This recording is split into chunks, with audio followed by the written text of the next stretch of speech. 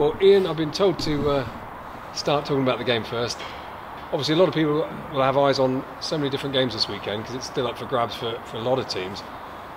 You know, is that a distraction for you guys, or is it something that you just don't really worry about at the time? Well, you know, we have to win to get through to have any chance, so you just focus on trying to get the win. Obviously, it's a very tough ask up there because they're a good side who'll come out to play, and they'll play a really attacking brand of rugby, so we're expecting quite a tough open match. So we can only really focus on trying to beat Glasgow. Anything else is pretty irrelevant unless we do it, unless we beat them. Fantastic result last weekend against Montpellier. Another great result against them over in France. If it doesn't happen for you next weekend, that game in Leinster, is that something that's going to come back to kind of haunt you guys? Well, I think it's the Leinster home game more than anything else. I think that was the most disappointing performance.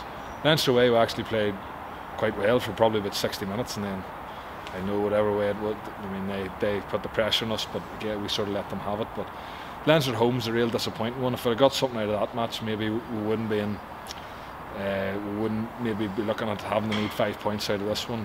You don't know, like, but you know, overall, it's been quite a successful campaign with that win in Montpellier. I think that was a big win for us. I think it'd be nice now if we can try and finish it off with a win on Saturday.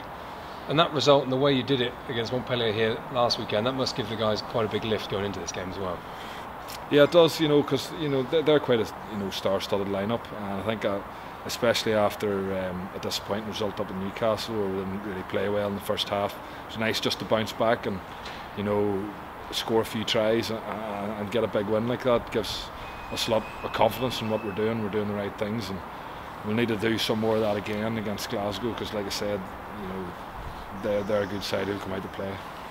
Well, whether you get through to the last 8 or not, it won't be your last European campaign by the sounds of it, because you're due to stay for another 3 years here at Sandy Park. How delighted are you with the arrangement you've come to with the club? Oh, like I said, you know, I feel like it. You know, it's a squad that's going places, a club that's going places. I think, you know, we won a trophy last year, won the Premiership. I think we can win more trophies going forward. So from my point of view, it's just very exciting to be part of that, and I'm grateful to have the opportunity to be part of it. And from the coaching setup though, for them to give you another 3 years, I mean, that's quite a big pat on the back and say, we want you, we need you, and we're really going to use you in those 3 years. Well, I don't know, it's up to them what to do with me in the 3 years. But you know, like I said, I enjoy the way they play, I enjoy the way we're coached. So it was you know, I'm delighted to be staying. Rob said that as a squad you're actually a bit younger this year across the board than possibly last year.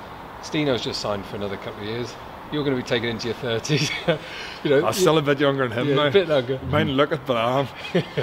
You know, is that part of the strength of the team, that you've got a few, we'll call you more senior players, and a few of the youngsters coming through? Is that what you need to have a successful team? A bit of everything?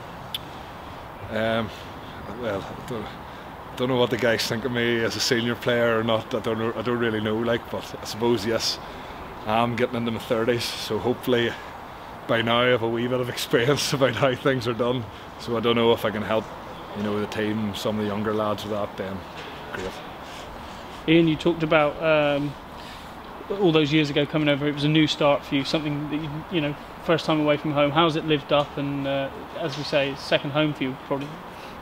Yeah, like I said, you know, it was a step in the unknown for me really. Like, you know, I didn't really know much about Exeter as a rugby club, so from that point of view, I've got lucky really, like, because, you know, I really enjoy it here.